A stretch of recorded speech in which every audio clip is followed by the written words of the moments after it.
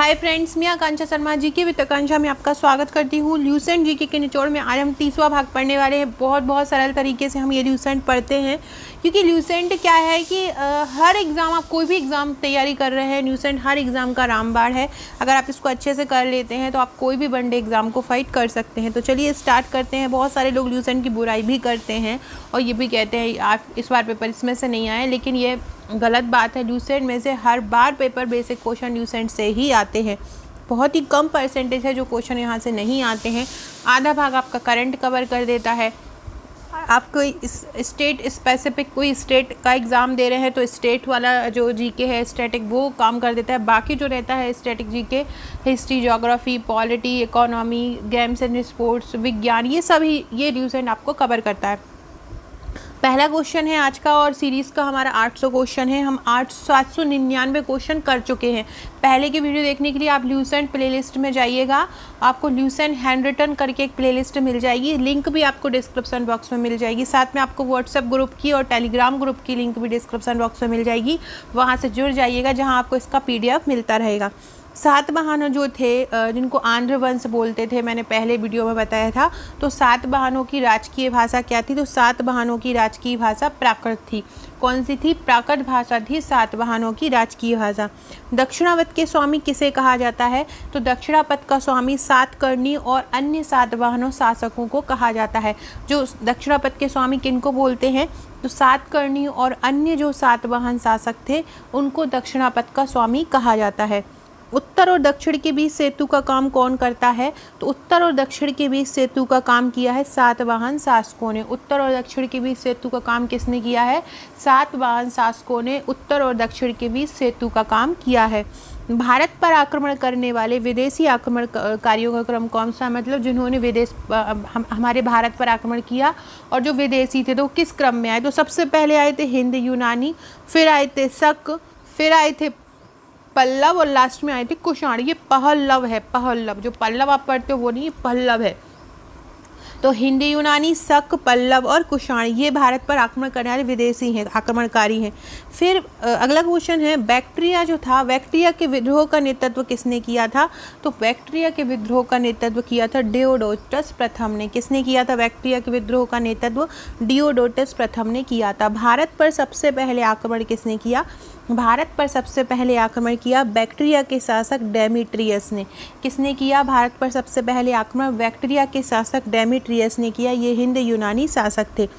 जो बैक्ट्रिया के शासक थे डेमेट्रियस, उन्होंने राजधानी किसको बनाया था? तो उन्होंने साकल को अपनी राजधानी बनाया। बैक्ट्रिया के शासक जो थे डेमेट्रियस, उन्होंने अपनी राजधानी किसको बनाया? उन्होंने अपनी राजधानी साकल को बनाया। हिंद यूनानी शासकों में सबसे विख्यात शासक कौन से थे? तो जो हिंद यूनानी शासक था उनका सबसे विख्यात शासक था मिनांडर। कौन था? मिनांडर था। जो साकल को राजधानी बनाया था यूनानी शासकों ने। ये साकल वर्तमान में कहाँ है? तो जो आधुनिक सियालकोट है उसको साकल कहा जाता था। मिनांडर जो था हिंद यूनानी शासक, उसने बौद्ध धर्म की शिक्षा किससे ली थी? तो उसने बौद्ध धर्म की शिक्षा नागसेन से ली थी। नागसेन, जिनको नागार्जुन भी कहा जाता है। मिनांडर के प्रश्न और नागसेन के उत्तर किस पुस्तक में संग्रहित है? अब मिनांडर के जो प्रश्न रहते थे और नागसेन उनका उत्तर देता था, क्योंकि नागसेन को उन्होंने शिक्षा दी थी। तो ये क्वेश्चन आपने पढ़ा होगा, ये आपने बहुत बार इस नाम का पढ़ा होगा, मिलिंद पनो। नागसेन ने उनसे कुछ पूछा, मिनांडर ने उनसे कुछ पूछा तो उन्होंने उसके जवाब दिए।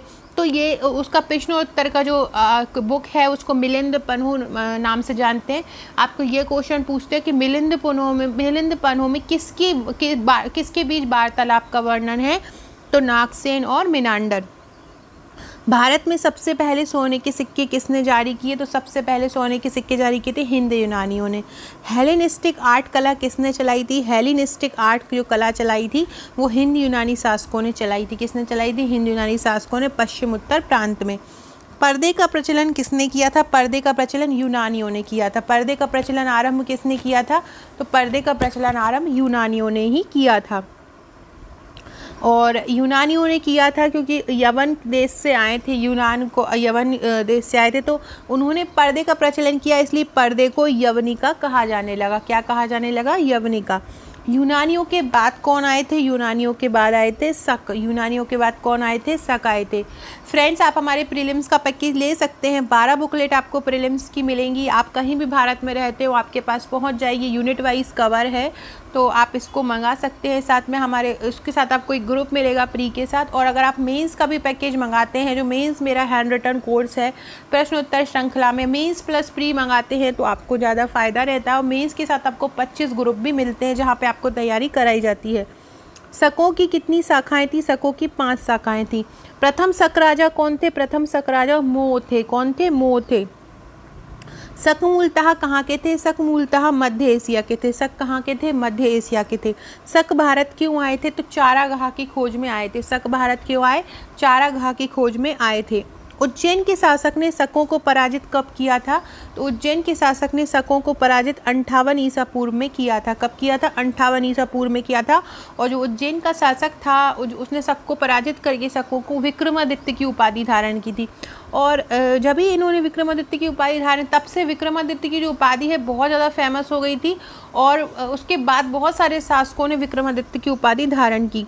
विक्रम संवत कब आरंभ हुआ था? विक्रम संवत जो विक्रमादित्य की उपाधि धारण की थी शासक ने, शकों को पराजित किया था।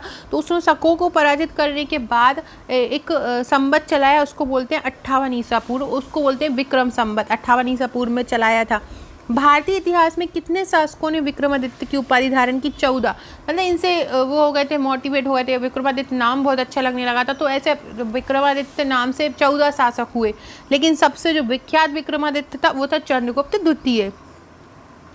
अगला क्वेश्चन है, शकों का सबसे प्रतापी शासक कौन था? शक जो आए थे हमारे देश में तो उनमें सबसे प्रतापी शासक कौन था? वो था रुद्रदामन प्रथम। आपने नाम सुना होगा, झीलों के कारण इसका नाम सुना होगा। तो शकों का सबसे प्रतापी शासक कौन था? रुद्रदामन प्रथम था। रुद्रदामन का शासन कहाँ पे था? तो रुद्रदामन का शासन गुजरात के बड़े भाग पर था। कहाँ था? गुजरात के बड़े भाग पर। काठियावाड़ की सुदर्शन झील का पुनरुद्धार किसने किया?